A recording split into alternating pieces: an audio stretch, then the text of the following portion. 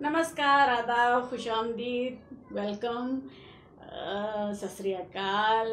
केम छो, कैसे हैं आप सब? होपफुली आप सब सेफ होंगे। आज मैं एक विशेष वीडियो लेकर आपके सामने आई हूँ। ये विशेष वीडियो एक विशेष व्यक्ति के विषय में है। अनफॉर्चुनेटली वो इस दुनिया में नहीं है, लेकिन उनके बारे में कुछ बताना चाहती थी क्योंकि मेरे फेवरेट एक्टर हैं, बहुत पसंद करती हूँ मैं, शुरू से उनकी हर फिल्म देखी है मैंने। तो इनके बारे में ज़रूर मैं एक एपिसोड बनाना चाहती थी। तो ये पर इनका नाम मैं नहीं बताऊंगी आपको। इनका नाम इसलिए नहीं बताऊंगी क्योंकि इनके बारे में हिंट्स दूंगी मैं आपको। आप लोग गैस करें, कोशिश करें कि गैस कर सकें इस चीज़ को। तो मैंने इनकी आंखों पर एक बहुत खूबसूरत शेर लिखा था कि बहुत बोलती थी आंखें तुम्हारी, तुम्हें बोलने की ज़रूरत नहीं थी। सारे जहां ने ये दावा किया था, इनसे कोई खूबसूरत नहीं थी। तो शायद आप कुछ समझ ही पाए होंगे कि मैं किन के विषय में बात कर रही हूँ। नहीं समझें तो कोई बात नहीं, मैं दूसरा एक हिंट देती हूँ आपको। जयपुर में एक जनाब जन्म लेते हैं 1967 में, 7 जनवरी के दिन। एमए करते हैं जयपुर से, एनएसडी में एडमिशन लेते हैं 84 में, NSD national school of drama Delhi. 84 में एडमिशन लेते हैं। 88 में, मतलब एनएसडी पास आउट करने के बाद 88 में मीरा नायर की फिल्म सलाम बॉम्बे, और इन्होंने बॉम्बे को सलाम किया। क्या बॉम्बे ने इन्हें सलाम किया? देखते हैं, कुछ देर बाद आपको पता चल ही जाएगा। तो इन्होंने सलाम बॉम्बे की 88 में। 90 में फिल्म आई एक डॉक्टर की मौत। ये एक पैरेलल सिनेमा थी और कमर्शियली बहुत हिट नहीं थी, लेकिन काम की सराहना उनकी बहुत हुई। क्या आप गेस कर पाए अभी तक जो मैंने बताया उससे कि किसके बारे में बात कर रही हूँ मैं? चलिए ठीक है। 90 में एक डॉक्टर की मौत फिल्म के बाद 1995 में उन्होंने अपनी कुलीग सुतापा सिकदर से शादी की। 95 में इसकी भी बड़ी दिलचस्प कहानी है। वो उनकी माँ के सामने जाकर उन्होंने उनको यकीन दिलाया कि वो सुतापा जी को बहुत खुश रखेंगे, और उन्होंने वो वचन निभाया भी। और आज जब तक वो जीवित थे तब तक उन्होंने उस वचन को बखूबी निभाया। क्योंकि सितापा जी कहती भी थी कि उनके जाने के बाद उनका एक स्टेटमेंट आया था कि इरफान तो मैंने नाम बता ही दिया। तो उनका एक स्टेटमेंट आया था, इरफान खान की बात कर रही हूँ मैं, इरफान खान के बारे में बताने वाली हूँ आज मैं। ये एपिसोड उन्हीं पर है। तो सुतापा जी ज़रूर कहती थी कि इरफान ने मेरी आदतें बहुत ख़राब कर दी थी। अब आप समझ सकते हैं आदतें ख़राब कर देना मतलब क्या कर देना, मतलब वो पूरी तरह डिपेंडेंट थी इरफान पे। और इसी तरह इरफान भी कहते कि मेरी सबसे बड़ी क्रिटिक है सुतापा, मेरी वाइफ, क्योंकि उसको मेरी किसी भी फिल्म का कोई भी रोल उसे मतलब पहली बार में वो कभी वो नहीं करती, कुछ ना कुछ नुस्ख निकालती है। तो सबसे बड़ी क्रिटिक तो मेरे घर पर ही है। ऐसा उन दोनों का रिलेशनशिप था, बहुत खूबसूरत रिलेशनशिप था। 95 के बाद उनका स्ट्रगल 5-6 साल जारी रहा। उन्होंने कई टीवी सीरियल्स में काम किया, चंद्रकांता में काम किया, चाणक्य में काम किया, बनेगी अपनी बात में काम किया, फिर उसके बाद श्रीकांत में काम किया। ऐसे सीरियल्स उनके चलते रहे। उसके बाद उनके लाइफ में एक ऐसा टर्निंग पॉइंट आया जब उन्हें एक ब्रिटिश फिल्म का ऑफ़र आया। ब्रिटिश फिल्म थी द वॉरियर। ये फिल्म थी 2001 में रिलीज़ हुई, और इस फिल्म ने उनको एक तरह से एक नया मुकाम दिया था, उनके करियर को एक नया मुकाम दिया था। तो 2001 की इस द वॉरियर फिल्म के थ्रू उनको 2003 में बॉलीवुड में ब्रेक मिला। बॉलीवुड में ब्रेक मिला हासिल फिल्म से। हासिल फिल्म में उनका नेगेटिव रोल था, तो उसके लिए उनको फिल्म फेयर अवार्ड भी मिला। मैं ये भी बता दूं, उनको अपने पूरे करियर में 4 फिल्म फेयर अवार्ड और 1 नेशनल अवार्ड मिला हुआ है। वो मैं आगे आपको बताती जाऊंगी। तो एक film fair award negative best category में उनको, बेस्ट नेगेटिव कैटेगरी में उनको अवार्ड मिला था हासिल फिल्म के लिए। अब 2003 की फिल्म हासिल, उसके बाद 2004 में आई फिल्म मकबूल। मकबूल फिल्म गुलजार साहब की फिल्म, लेकिन ये फिल्म बेस्ड थी शेक्सपियर के नाटक पे, मैकबेथ पे बेस्ड फिल्म थी ये। बहुत चली, विशाल भारद्वाज जी जैसे डायरेक्टर का इसमें डायरेक्शन था। बहुत सुंदर तरीके से ताना बाना बुना गया था इस फिल्म में। तब्बू उनके अपोजिट में थे, पंकज कपूर जैसा दिग्गज कलाकार उनके साथ काम कर रहे थे। तो ये फिल्म मकबूल भी काफ़ी फेमस हुई, प्रसिद्ध हुई, लोगों के बीच बहुत बहुत फेमस हुई ये फिल्म। 2004 के जाते जाते 2005 में रोग फिल्म आई। रोग फिल्म में एक कॉप की भूमिका, अगेन, और एक ऐसा कॉप जो अपने अंदर और बाहर के संतुलन को बनाए रखने की कोशिश कर रहा है, और एक ऐसी लड़की से उसे प्यार हो जाता है जो कहीं ना कहीं किसी कंट्रोवर्सी से घिरी हुई है। और उस फिल्म के बाद उस फिल्म के गाने भी बड़े खूबसूरत थे, केके ने गाए हुए थे सारे गाने। केके का गाया हुआ ये गीत बहुत आपको शायद याद भी होगा कि मैंने दिल से कहा ढूंढ लाना खुशी, ना समझ लाया गम तो ये गम ही सही। तो ये गीत शायद आप लोगों ने सबने सुना होगा। या फिर वो खूबसूरत है वो इतना सहा नहीं जाता, ये उदित नारायण साहब की आवाज़ में था ये गीत। बहुत सुंदर गीत थे इस फिल्म के, म्यूज़िक बहुत अच्छा था। 2005 में ये फिल्म रिलीज़ हुई थी, रोग। 2006 में आई फिल्म उनकी नेमसेक। नेमसेक ने अंतर्राष्ट्रीय धरातल पर उनको खड़ा कर दिया। नेमसेक बहुत फेमस हुई, ऑस्कर्स के लिए भी गई थी नेमसेक। उसके बाद नेमसेक 2006 में रिलीज हुई। 2007 में आई life in a metro. Life in a metro में एक बबली किरदार था उनका, बड़ा पंजाबी मुंडा खूबसूरत सा एक किरदार था, बड़ा। कंगना सेन शर्मा उनके अपोजिट में थी। बहुत दोनों ने एक दूसरे की केमिस्ट्री बहुत खूबसूरत पर्दे पर जान पड़ती थी। इसमें बहुत सारे और कलाकार थे, शिल्पा शेट्टी थी, के मेनन थे, कंगना रनौत थी, अच्छे बड़े बड़े कलाकारों की ये फिल्म थी। महेश भट्ट की फिल्म थी ये। लाइफ इन अ मेट्रो ने उनको एक अलग टाइप का प्लेटफॉर्म दे दिया था कि वो कॉमेडी भी कर सकते हैं। 2007 के जाते जाते तक 2008 में आई film Slumdog Millionaire. Slumdog Millionaire तो आप सब जानते हैं, ऑस्कर्स जीता है स्लम डॉग मिलेनियर ने। उसमें अनिल कपूर जी जैसे बड़े कलाकार भी थे, साथ में देव पटेल थे। तो ये इन सब कलाकारों के साथ साथ ये फिल्म बहुत बहुत हिट हुई, स्लम डॉग मिलेनियर। 2008 की फिल्म। 2009 में आई फिल्म न्यूयॉर्क। न्यूयॉर्क भी काफ़ी चर्चा में रही अपने कंटेंट की वजह से। 10 उनका समय जाने के बाद, 2010 जाने के बाद 2011 उनके लिए बहुत चमकदार साल साबित हुआ। 2011 में आई पान सिंह तोमर। पान सिंह तोमर एक एथलीट की कहानी थी जो बाद में नक्सलाइट बन गए थे। वो अपनी कहानी सुनाते हैं उस फिल्म में। उस फिल्म में पान सिंह तोमर का रोल किया था ऑफ कोर्स इरफान सर ने उसको बहुत खूबसूरती से निभाया था, बहुत प्यारे तरीके से उस फिल्म को पूरा किया था। 2011 की इस फिल्म के लिए उनको नेशनल अवार्ड भी मिला था। उसके बाद इस नेशनल अवार्ड के साथ उसी साल सेम साल उनको पद्मश्री से सम्मानित किया हमारे देश ने। हमारे लोगों का प्यार था, हमारे लोगों का सम्मान था उनके प्रति, हमारे लोगों का लगाव था। हम उनको किसी न किसी तरह से एक उन्नति के पथ पर अग्रसर होते हुए देखना चाहते थे। हर देशवासी उनके काम की सराहना करना चाहता था। तो ये सम्मान अपने आप में बहुत बड़ा सम्मान पद्मश्री उनको मिला 2011 में, पान सिंह तोमर की अपार सफलता के बाद, उसके लिए नेशनल अवार्ड मिलने के बाद। अब आई 2012 की बारी।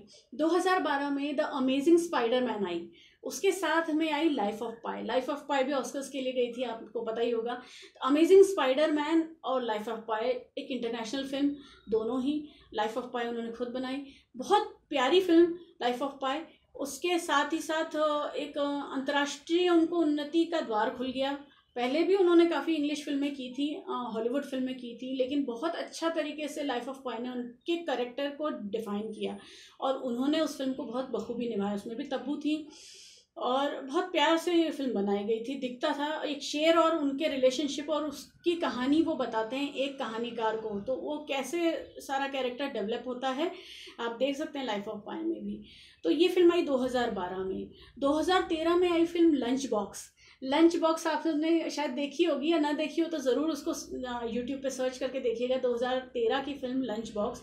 लंच बॉक्स एक बहुत प्यारी फिल्म थी। दो कैरेक्टर्स के इर्द गिर्द घूमती है ये फिल्म। गलती से जो फीमेल कैरेक्टर है उनका जो टिफ़िन रहता है, लंच बॉक्स जो अपने पति के लिए वो बनाती है, वो गलती से इरफान खान साहब के पास पहुंच जाता है और फिर कैसे वो रिलेशनशिप चालू होता है और वो फिर वो रोज़ वो लंच बॉक्स उनके पास जाने लगता है, इरफान खान साहब के पास, और वो रोज़ उसमें एक लेटर जाता है उसके साथ और इरफान खान साहब की तरफ से भी एक लेटर जाता है उस डब्बे में, वापस खाली डब्बे में।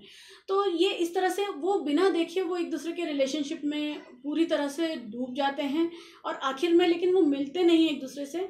तो ये कहानी बड़ी सुंदर तरीके से उनका रोमांस जो न दिखते हुए भी दिखाई देता है, उनकी दोनों की कैरेक्टर्स की जो केमिस्ट्री दिखाई देती है। आप ज़रूर देखिएगा लंच बॉक्स। 2013 की फिल्म थी ये। अब 2014 में हैदर आई। हैदर में फिर तब्बू उनके साथ, और साथ में शाहिद कपूर, श्रद्धा कपूर। बहुत अच्छी फिल्म, अगेन विशाल भारद्वाज की फिल्म हैदर बहुत चली, बहुत खूबसूरत फिल्म थी। साथ में गुंडे आई। गुंडे बहुत ज़्यादा हिट नहीं थी, लेकिन उनके काम की सराहना हर फिल्म में उनका एक काम का, उनका कैरेक्टर एक अलग ही शेड का होता है, एक अलग ही रंग देने वाला होता है। तो 2014 की हैदर और गुंडे के बाद उन्होंने मतलब काफ़ी सारे करियर में उनके उतार चढ़ाव और उनके काफ़ी सारे सक्सेस देख चुके थे। अब 2015 में वो फिल्म आनी बाकी थी जिस फिल्म का वो बहुत शायद काफ़ी इंतज़ार किया होगा उन्होंने। वो फिल्म थी जुरासिक पार्क, या जुरासिक वर्ल्ड कह सकते हैं। जुरासिक वर्ल्ड फिल्म आई। उस फिल्म के बारे में वो कहते हैं कि जब फर्स्ट पार्ट जुरासिक पार्क का रिलीज़ हुआ था, उस समय मेरे पास इतने पैसे नहीं थे कि मैं टिकट खरीद कर इस पिक्चर को देख सकूं। मैंने कभी नहीं सोचा था कि ये जुरासिक वर्ल्ड को मैं खुद प्रोड्यूस भी करूँगा, और मैंने उसको प्रोड्यूस किया। तो मुझे सच में बहुत, मेरा सपना पूरा हो गया जुरासिक वर्ल्ड को प्रोड्यूस करके। और वो बहुत खुश थे इस बात से। जिस फिल्म के टिकट लेने के भी पैसे उनके पास नहीं थे, वो फिल्म उन्होंने प्रोड्यूस की। उस फिल्म में थोड़ा सा छोटा सा एक रोल भी किया। बहुत प्यारी फिल्म, ऑफ कोर्स डायनासॉर्स पे बनी है फिल्म, तो बच्चों के लिए तो खैर अच्छी थी, लेकिन उनका रोल भी बहुत अच्छा था। उसमें उन्होंने बहुत अच्छी तरीके से अपने आप को डेवलप किया उस कैरेक्टर वाइज। तो 2015 में इसके साथ में जज्बा आई थी, जो कि ऐश्वर्या राय जी के साथ थी उनकी। तो उसमें भी ऐश्वर्या राय जो है वकील बनी है, और एक बेटी और माँ के एक रिलेशनशिप को उसमें दिखाया गया है। साथ में इरफान खान तो मतलब एक ट्रीट ही है, उसमें कोई कहने वाली बात ही नहीं है। इसी साल रिलीज़ हुई थी पीकू। पीकू आप सबको याद ही होगी। पीकू में एक बेटी और बाप का रिलेशनशिप, यानी पीकू जो बनी है दीपिका पादुकोण और अमिताभ सर का एक रिलेशनशिप बताया गया है, जिसमें अमिताभ सर काफ़ी एजड हैं, और साथ में उन दोनों का रिलेशनशिप ऐसा बताया गया है कि अब एक तरह से बेटी जो है बाप की माँ बन चुकी है, और वो उनको किस तरह संभालती है। और इन सब चीज़ों में चलते चलते इस रिलेशनशिप में कहीं ना कहीं इरफान खान की एंट्री होती है, जो कि एक कैब ओनर हैं, और उनकी फ्रस्ट्रेशन, और दीपिका पादुकोण के साथ पहले ही उनका काफ़ी सारा कॉम्प्लेक्स रिलेशनशिप है। फिर उनको वो छोड़ने जाते हैं कैलकाटा, दोनों को, दीपिका पादुकोण और अमिताभ सर को। और फिर वो रास्ते में जो जो चीज़ें, घटनाएं घटती हैं, सिचुएशंस कैसी कैसी आती हैं, और वहाँ जाके क्या चीज़ें होती हैं, और इरफान खान साहब कैसे अपने आप को उन दोनों के सामने प्रेजेंट करते हैं। ये बहुत सुंदर और बहुत हल्की फुल्की फिल्म है, मज़ा आएगा आपको देखकर। पीकू तो खैर सभी ने देखी होगी, काफ़ी हिट फिल्म है, सुदीप सरकार की फिल्म है, काफ़ी फेमस हुई है ये फिल्म। तो 2015 में पीकू के साथ आई थी तलवार।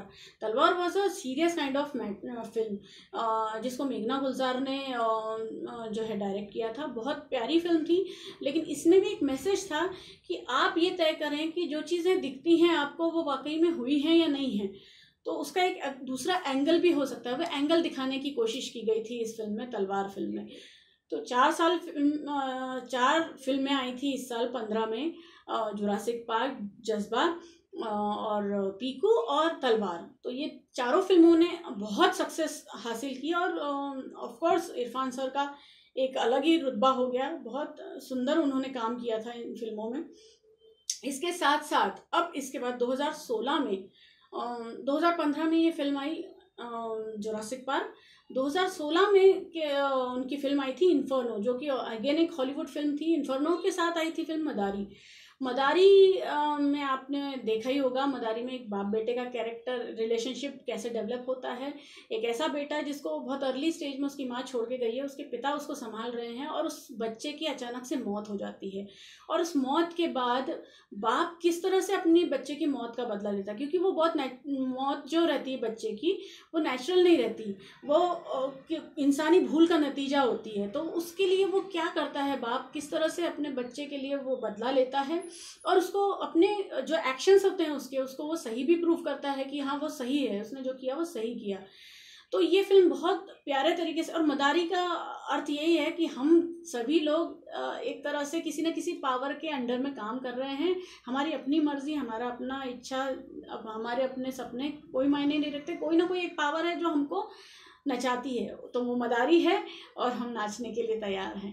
तो ये मदारी का ये कैरेक्टर था, बहुत खूबसूरत तरीके से कैरेक्टर को डेवलप किया था इरफान खान साहब ने।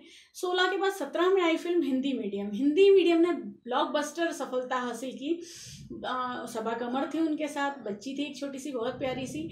उसमें भी एक इशू था कि माँ बाप अपने बच्चों के भविष्य के लिए क्या कुछ नहीं कर जाते, तो इसमें इरफान खान और सबा कमर ने यही चीज़ बताई है कि उन लोग माँ बाप के तौर पर उन्होंने हर तरह का ट्रांसफॉर्मेशन बर्दाश्त किया सिर्फ इसलिए कि उनकी बच्ची का एडमिशन हो जाए। लेकिन बाद में जब चीज़ें बदलती हैं और पता चलता है कि उनकी बच्ची के एडमिशन के लिए किसी गरीब बच्चे का एडमिशन रुक गया था, तो वो फिर उसको अपने एक्शंस को फिर से बदल भी देते हैं। तो ये फिल्म बहुत ही सुंदर बनाई थी, दिल से बनाई थी इरफान खान साहब ने, खुद उन्होंने प्रोड्यूस की थी फिल्म, बहुत प्यारी फिल्म थी। और 17 के बाद 18 आते आते तक उनको न्यूरो इंडोक्राइन ट्यूमर से उनको डिटेक्ट किया गया था। तो उसमें उनके 2 साल उन्होंने काफ़ी तकलीफ़ से गुजारे, उनका इलाज भी हुआ, लेकिन वो चीज़ें थोड़ी सी बिगड़ती चली गई। लेकिन 2 साल उन्होंने काम भी किया। 2020 में अब उनकी फ़िल्म जो है अंग्रेज़ी मीडियम वो रिलीज़ हो चुकी है, ऑनलाइन दिखेगी कुछ दिनों में। तो ये क्योंकि लॉकडाउन की वजह से वो फिल्म रिलीज़ हो जाती पर वो नहीं हो पाई अभी तक। बड़ी सुंदर फिल्म है। अंग्रेज़ी मीडियम में भी यही दिखाया गया है कि बाहर, हमारे देश से बाहर जाकर जो पढ़ना चाहते हैं बच्चे, उनके लिए उनके माँ बापों के कैसे सपने होते हैं और उन सपनों को पूरा करने के लिए माँ बाप किस हद तक गुजरते हैं। इसमें भी यही बताया गया है कि अपनी बच्ची को लंदन तक पहुँचाने के लिए, वहाँ के कॉलेज में एडमिशन दिलवाने के लिए एक बाप क्या कुछ कर नहीं जाता। तो ये फिल्म इस तरह का उनका फिल्मी सफ़र रहा। इसके अलावा करीब करीब सिंगल, बिल्लू बार्बर, इस टाइप की भी फिल्में उन्होंने की, जिनमें और डेडलाइन 24 घंटे, ये सब चीज़ें, ये भी फिल्में वो कर रहे थे साथ साथ में। सारी फिल्मों में उनकी आंखें जो थी, उनको अगर डायलॉग्स नहीं भी दिए तो वो काफ़ी था, वो उनकी आंखें ही सारा काम कर जाती थी। आधे से ज़्यादा काम तो उनकी आंखों ने कर दिया था हर फिल्म में। तो इरफान खान साहब, और ये जानना बहुत ज़रूरी है कि उनकी इंस्पिरेशन कौन थे। उनकी इंस्पिरेशन थे हमारे charming handsome actor Rajesh Khanna साहब। वो कहते थे कि राजेश खन्ना साहब ने जो क्रेजीनेस जनता के बीच बनाया था, ऐसा किसी भी एक्टर ने नहीं बनाया जो राजेश खन्ना साहब ने बनाया था। वो पागलपन जो लोगों के बीच में था राजेश खन्ना की फिल्मों को लेकर, राजेश खन्ना साहब को लेकर, वो किसी भी एक्टर ने नहीं किया था, ऐसा उनका मानना था। और उनको देखकर ही वो इंस्पायर्ड हुए थे फिल्मों में आने के लिए। तो ये सब चीज़ें इसी तरह से हुई और इरफान खान साहब आज हमारे साथ नहीं हैं। 29 अप्रैल 2020 को वो हमसे अलविदा लेकर चले गए। अल्लाह उनकी आत्मा को, उनके रूह को शांति प्रदान करे। हमारी सबकी तरफ से एक बहुत बड़ी श्रद्धांजलि उनको अर्पित करती हूँ। और मैं थैंक्स करती हूँ आप सबसे सब्सक्राइब करने के लिए मुझे, और जिन्होंने नहीं सब्सक्राइब किया है प्लीज़ सब्सक्राइब कीजिए, लाइक कीजिए, शेयर कीजिए अपने दोस्तों के साथ, रिश्तेदारों के साथ। खुश रहिए, सेफ रहिए। इरफान भाई की कोई फिल्म देख सकते हैं, बहुत अच्छी फिल्में हैं उनकी, बहुत सारा अच्छा काम किया है उन्होंने। एक अच्छा एक्टर, एक अच्छा उम्दा कलाकार, रादर एक्टर ना कहकर मैं कलाकार ही कहूँगी, क्योंकि एक्टर तो बहुत सारे हैं लेकिन कलाकार बहुत कम हैं। तो कलाकारों में एक कलाकार इरफान भाई, आपको बहुत बहुत शत नमन, श्रद्धांजलि। और आप सबको बहुत बहुत थैंक यू मेरे साथ बने रहने के लिए, मेरा हौसला बढ़ाने के लिए। सब्सक्राइब कीजिए, ज़रूर कीजिए सब्सक्राइब, शेयर कीजिए और लाइक कीजिए। और अगर आप कुछ देखना चाहते हैं पर्टिकुलर तो ज़रूर मुझे बताइए। और अगर आपको ये कंटेंट पसंद आ रहा हो तो मुझे वो भी बताइए। मैं जानना चाहूँगी कि मेरा कंटेंट आपको अच्छा लग रहा है या नहीं लग रहा है। मैं ये भी जानना चाहूँगी कि कुछ और आप देखना चाहते हैं तो मैं उस पर भी एपिसोड ज़रूर बनाऊँगी। थैंक यू सो मच, धन्यवाद मेरे साथ बने रहने के लिए। Keep smiling.